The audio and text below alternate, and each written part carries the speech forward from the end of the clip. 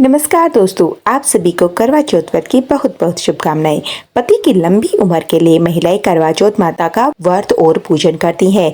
आज की इस वीडियो में मैं आपको करवा चौथ की सरल और संपूर्ण पूजा विधि बताऊंगी। तो देखिए, करवा चौथ व्रत की जब आप पूजा करेंगे, सबसे पहले तो जिस जगह पर आप पूजा कर रहे हैं उस जगह को अच्छे से साफ कर लेंगे।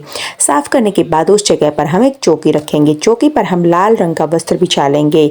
इस तरह से हम चौकी तैयार कर लेंगे। उसके बाद फिर हमें इस पर थोड़े से अनाज का आसन देना होता है। गेहूं, चावल, बाजरा, कोई भी आप अनाज यहाँ पर रख सकते हैं। तो थोड़ी से अनाज का आसन दे करके इस पर हम करवा चौथ माता की फोटो या फिर कैलेंडर यहाँ पर रख सकते हैं। उन्हें विराजमान करेंगे। करवा चौथ माता का जो फोटो है वहीं पर हम गणेश जी को भी विराजमान करेंगे। तो गणेश जी का पूजन भी आप यहीं पर कर सकते हैं। यहाँ पर हमने करवा चौथ माता को विराजमान कर दिया है। और जब आप करवा चौथ का पूजन करेंगे तो पूजन से पहले मेहंदी लगा करके पूरे 16 श्रृंगार करके ही आपको शादी की चुनरी ओढ़नी है, या फिर आप पीलिया भी ओढ़ सकते हैं और यह ओढ़ कर ही हमें पूजा करनी होती है। अब देखिए, क्योंकि मैं संपूर्ण विधि शेयर करने वाली हूँ तो संपूर्ण विधि में हम कलश की स्थापना भी करते हैं। अगर आप कलश की स्थापना करते हैं तो पहले हम चावल की ढेरी लगा लेंगे। इस ढेरी पर आप कलश को विराजमान कीजिएगा। आप चाहें तो अष्टदल कमल बना सकते हैं, नहीं तो आप सिर्फ चावल की ढेरी लगा करके उसके ऊपर आप तांबे या पीतल का आप कलश रख सकते हैं। कलश को हम कंठ तक जल से भर देंगे। शुद्ध जल हमें लेना होता है। कलश भरने के बाद उस पे हम 5 चीजें डालनी होती हैं। तो सबसे पहले हम हल्दी डाल देंगे, उसके बाद रोली डाल देंगे, थोड़े से चावल, चुप, सुपारी और सिक्का, ये 5 चीजें हम कलश में डालेंगे। कलश के ऊपर हम आम के पत्ते सजाएंगे। अगर आपके पास आम के पत्ते ना है तो आप अशोका के पत्ते भी रख सकते हैं। पत्तों पर तिलक करके हम पहले पत्ते हमने सजा दिए हैं। उसके ऊपर हम एक प्लेट यानी ढक्कन रख देंगे। प्लेट में हम कोई भी अनाज भरेंगे। तो मैंने यहाँ पर गेहूं ले लिया है। आप गेहूं, चावल, बाजरा, कोई भी अनाज ले सकते हैं। इस तरह से इस ढक्कन को भरने के बाद हम इस पर हम देसी घी का दीपक रखेंगे। तो दीपक कलश की स्थापना हो जाएगी। अब देखिए, आप चाहे तो गणेश जी का पूजन आप फोटो जो गणेश जी की है वहीं पर कर सकते हैं, या फिर आप अलग से गणेश जी को विराजमान कर सकते हैं।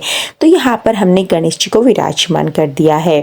अब हमें करवा भरना है। तो जो मिट्टी का करवा है, यह करवा पहले हमने हमारे नाम का लेना होता है। इस करवे को हम जल से भरते हैं। करवे को भरने से पहले एक छोटी सी लकड़ी में थोड़ी रुई लगा करके हम करवे का जो है वो नल बना देंगे।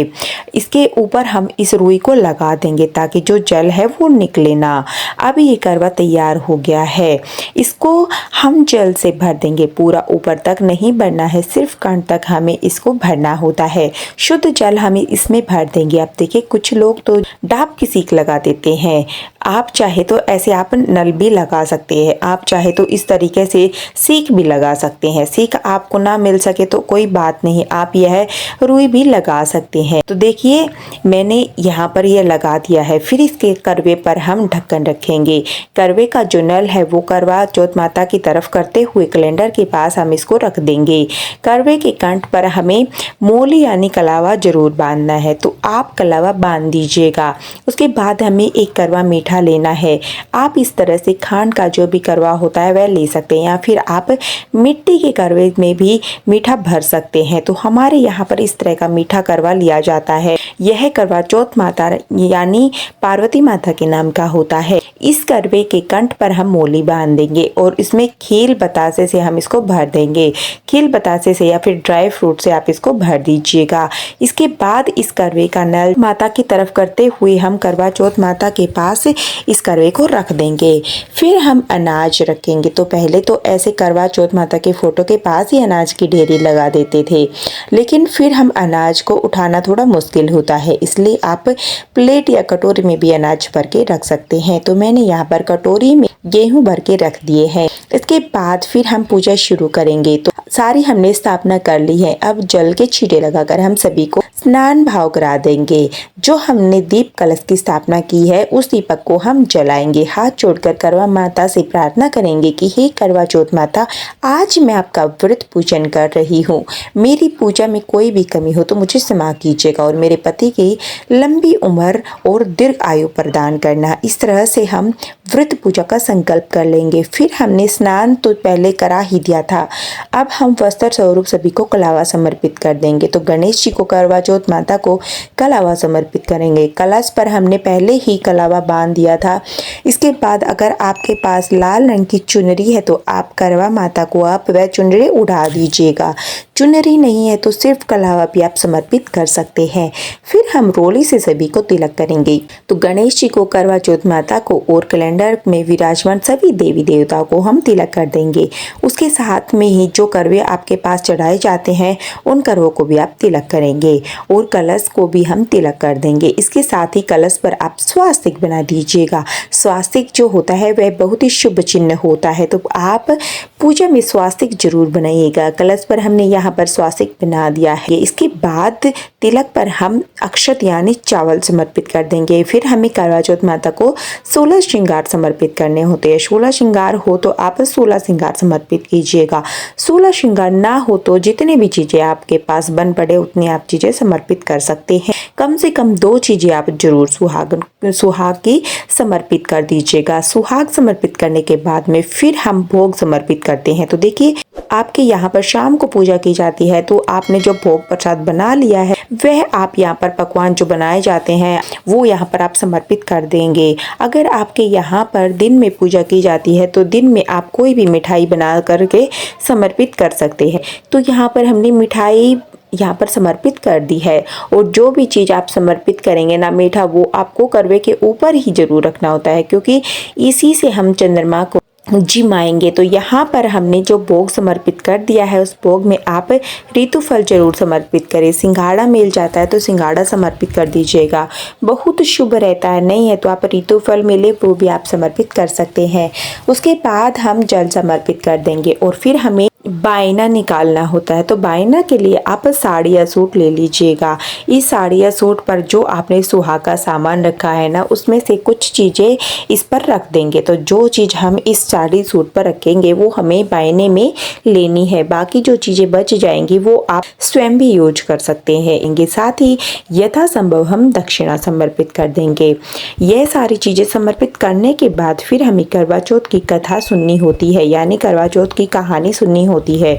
तो जो अनाज हमने चढ़ाया है उसी में से थोड़ा सा अनाज हम अपने हाथ में ले लेंगे और हम करवा चौथ व्रत की कहानी सुनेंगे। कहानी का वीडियो आपको मेरे चैनल पर मिल जाएगा, लिंक मैं आपको डिस्क्रिप्शन में डाल दूंगी, आप वहां पर जाकर कहानी सुन सकते हैं। इसके बाद में देखिए, कहानी सुनने के बाद में जो हमने हाथ में अनाज लिया है वह हम थोड़ा सा अनाज गणेश जी को समर्पित करेंगे। थोड़ा सा अनाज हम जल के लोटे में डाल देंगे। बाकी जो अनाज बच गया है, कहानी सुनने में जो दाने बच गए हैं उसमें हम सुरक्षित रख देंगे।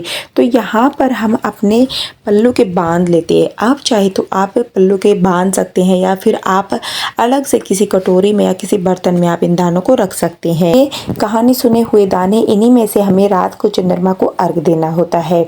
उस टाइम पर ये हमें चाहिए होंगे, इसलिए आप इनको अलग से रख दीजिएगा। साथ में जो भी आपकी छलनी और जो प्लेट है वह आप चौकी के पास ही रख सकते हैं। अब हमें आरती करनी होती है। तो जो हमने कलश पर दीपक रखा है उसको नहीं उठाना है। आप आरती के लिए अलग से दीपक जला सकते हैं या आप चाहे तो कपूर से भी आरती कर सकते हैं। तो यहाँ पर मैंने कपूर जला लिया है। धूप दीप से बहुत ही प्रेम पूर्वक हम आरती करेंगे। तो पहले हम गणेश जी की आरती कर लेंगे, फिर पार्वती माता की आरती कर लेंगे। अगर आपको आरती नहीं आती है तो कोई बात नहीं, आप 5-7 बार इस तरह आप अपनी प्लेट को घुमा सकते हैं। तो इसे भी आरती का ही स्वरूप माना जाएगा। आरती करने के बाद आप हाथ जोड़ पूजा में रही कमियों के लिए समायाचना करेंगे और अपने पति की लंबी उम्र के लिए प्रार्थना करेंगे। आरती करने के बाद फिर हमें बायना निकाला होता है। वो बायना निकालने के लिए पहले पल्लू को हाथ में लेके थोड़ा सा जल ले लेंगे और जो भी हमने साड़ी रखी है इसके ऊपर से हमें 2 बार इस तरह से जल को वार करके हम हाथ जोड़ लेंगे। इस तरह से बायना बायना निकाला जाता है। बायना निकालने के बाद देखिए कुछ लोगों के यहाँ पर करवा फेरा जाता है। अगर आप अकेले हैं, आपके यहाँ पर करवा फेरा जाता है तो फिर आप माता पार्वती यानी कि करवा चौथ माता के साथ करवा फेर सकते हैं। दोनों करवे इस तरह से हम अपने हाथ में ले लेंगे और इस तरह से 7 बार हम करवा फेर लेते हैं। अगर आपके यहाँ पर करवा नहीं फेरते तो आप इस पार्ट को स्किप भी कर सकते हैं। पूजा के बाद जल का जो लोटा है वह हम सूर्य देवता को अर्घ दे देंगे, क्योंकि हम दिन में पूजा करते हैं इसलिए कहानी सुना हुआ जल हम सूर्य देवता को अर्घ दे देते हैं। और जो हमने साड़ी और जो श्रृंगार का सामान जो रखा है, साथ में खाने की जो जो चीज़ें हैं वो सारी हम यहाँ पर रख देंगे। उसके साथ ही जो मीठा करवा चढ़ाया है वो करवा और साथ में दक्षिणा, ये सारी चीज़ें हम अपनी सासू माँ को दे देते हैं।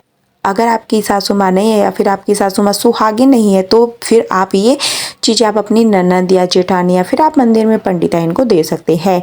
ये सारा सामान देकर आप उनके चरण स्पर्श कीजिएगा और आशीर्वाद ले लीजिएगा। इस तरह से हम बायना निकाल देते हैं। बाकी जो सामान है वह चौके पर ही रखा रहेगा।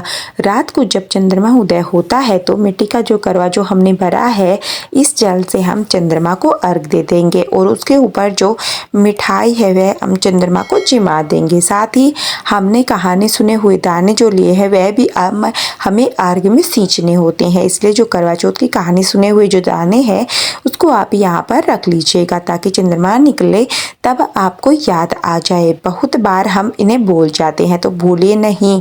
तो इस तरह से बहुत सरल तरीके से आप करवा चौथ व्रत की संपूर्ण पूजा विधि कर सकते हैं। करवा चौथ व्रत में व्रत कथा सुनने का बहुत अधिक महत्व होता है। बिना व्रत कथा सुने यह व्रत पूर्ण नहीं होता है। इसलिए करवा चौथ व्रत की कथा का वीडियो आपको चैनल पे जरूर मिलेगा। आप लिंक आपको डिस्क्रिप्शन में मिलेगा, आप वहाँ पर जा कर के करवा चौथ की कहानी सुन सकते हैं। और दोस्तों अगर आपको ये वीडियो थोड़ी बहुत भी यूज़फुल लगी है तो इसे ज़्यादा से ज़्यादा शेयर कीजिएगा, इसको लाइक कीजिएगा और चैनल को सब्सक्राइब करना नहीं भूलिएगा ताकि आपको करवा चौथ की कहानी जल्दी से मिल जाए। तो दोस्तों मिलते हैं नई वीडियो के साथ, तब तक के लिए नमस्कार दोस्तों।